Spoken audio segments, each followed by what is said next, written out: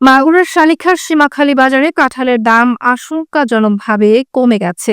এতে একদিকে লোকসানে পড়েছেন চাষিরা, অন্যদিকে বাজারে আগ্রহ হারাচ্ছেন ব্যাপারীরা। ফলশ্রুতিতে স্থানীয় বাজার ব্যবস্থায় পড়েছে সংকটে। মাগুরা থেকে শহীদুজ্জামান চাঁদের তথ্যচিত্রে বিস্তারিত। মাগুরার শালিখা উপজেলার সীমাখালী বাজারে কাঁঠালের দাম হঠাৎ করে কমে যাওয়ায় চরম বিপাকে পড়েছেন কৃষক ও ব্যাপারীরা। বাজারে সরবরাহ বেড়ে গেলেও চাহিদা আশানুরূপ না থাকায় নেমে গেছে দাম, ফলে বড় অঙ্কের ক্ষতির মুখে পড়েছেন কাঁঠাল চাষি ও ব্যাপারীরা।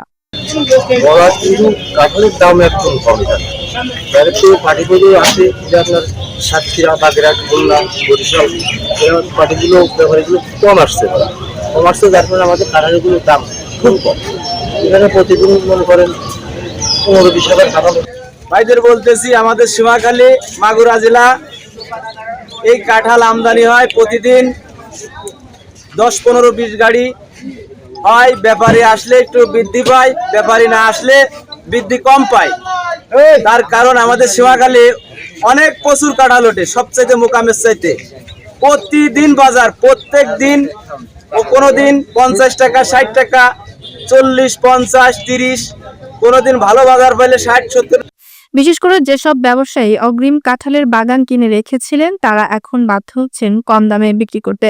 লাভ তো দূরে থাক, মূলধন ফেরত আসবে কিনা তাও অনিশ্চিত। 8-10 হাজার কাঁঠাল এ জায়গা ওঠে, বিক্রয় হয়।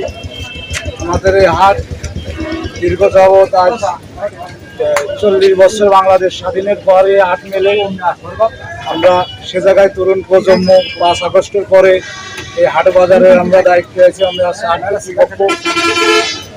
আশা করি সবাই আসছে যে আমাদের এই হাটে আসবেন।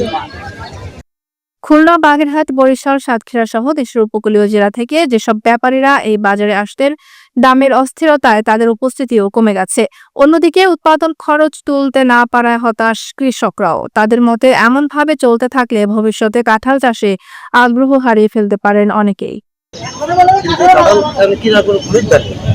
খরিদ্দার এখন আমরা বাধ্যমূলক হয়ে খরিদ্দার যখন আমরা আরেকটু কম দামে কিনে আমরা এদিকে চালান দিচ্ছি, তা তো আমরা লাভবান না।